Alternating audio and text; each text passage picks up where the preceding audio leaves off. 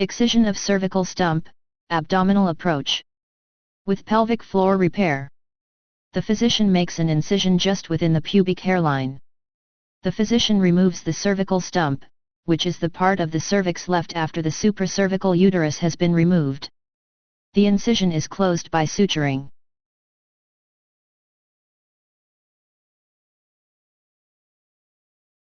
Excision of cervical stump, vaginal approach.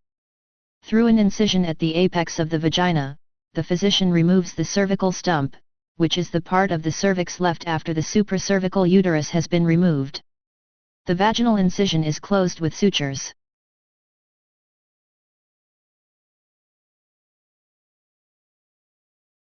Excision of cervical stump, vaginal approach, with anterior and/or posterior repair. The physician repairs the relaxed or herniated tissues in the front or back wall of the vagina.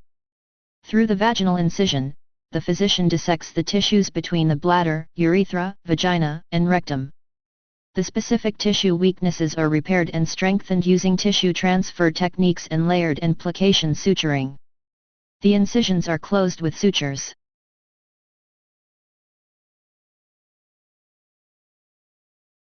Excision of cervical stump, vaginal approach, with anterior and/or posterior repair.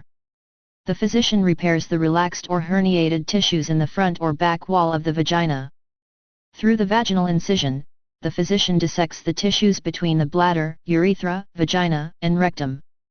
The specific tissue weaknesses are repaired and strengthened using tissue transfer techniques and layered and plication suturing. The incisions are closed with sutures.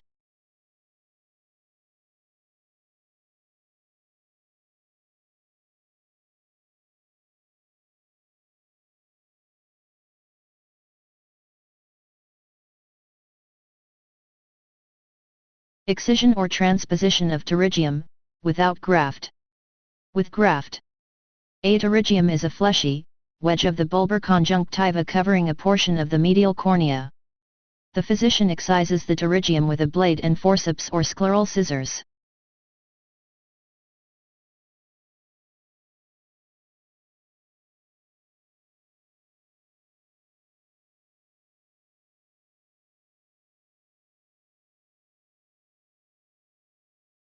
Excision of chalazion, single.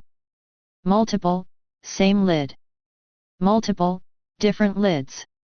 Under general anesthesia and/or requiring hospitalization, single or multiple. The face and eye are prepped and draped and local anesthesia or general anesthesia is administered. The chalazion is incised with a blade and a curette is used to explore the lid after the incision has been drained.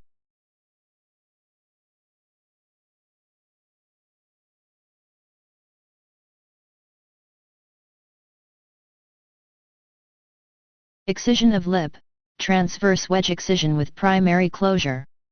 Incisions are made in a wedge of the lip with surrounding tissue is removed.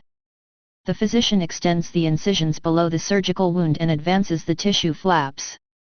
The incisions are sutured primarily.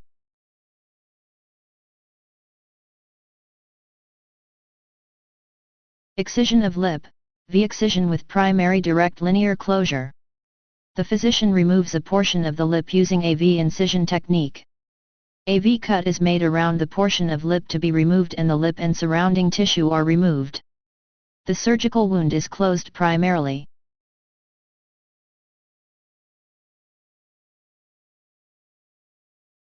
Excision of lip, full thickness, reconstruction with local flap, e.g., a cylinder or fan. A V-incision may be made around the lesion and through the full thickness of the lip. The lesion and surrounding tissues are removed. A local skin flap is incised and advanced to the site of the surgical wound and sutured into place with layered closure.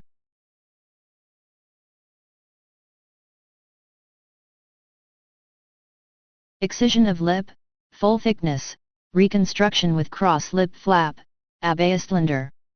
The physician removes a full thickness portion of the lip with a cross lip flap reconstruction. A V-incision may be made around the lesion and through the full thickness of the lip. The lesion and surrounding tissues are removed. A skin flap from the upper lip is incised and cross-advanced to the surgical site of the lower lip. The flap is sutured with layered closure.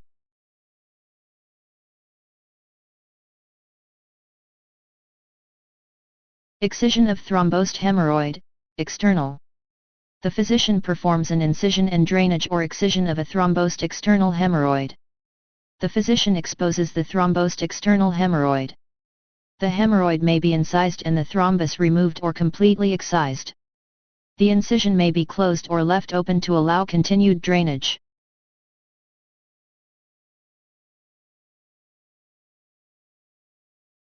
Excision and repair of eyelid, involving lid margin, tarsus, conjunctiva, canthus, or full thickness, may include preparation for skin graft or pedicle flap with adjacent tissue transfer or rearrangement, up to 1/4 of lid margin. Over 1/4 of lid margin. The physician administers local anesthetic and the patient's face and eyelid are draped and prepped for surgery. A section of full thickness eyelid is excised from the upper or lower eyelid.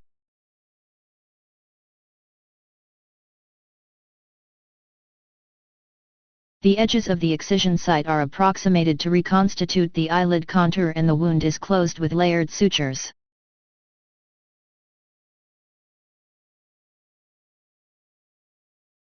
Excision exostosis, ES, external auditory canal. An exostosis, also known as bone spur, is the formation of new bone on the surface of a bone. Entering through the external opening of the ear, the physician makes an incision in the skin covering the exostosis to expose the bone beneath it.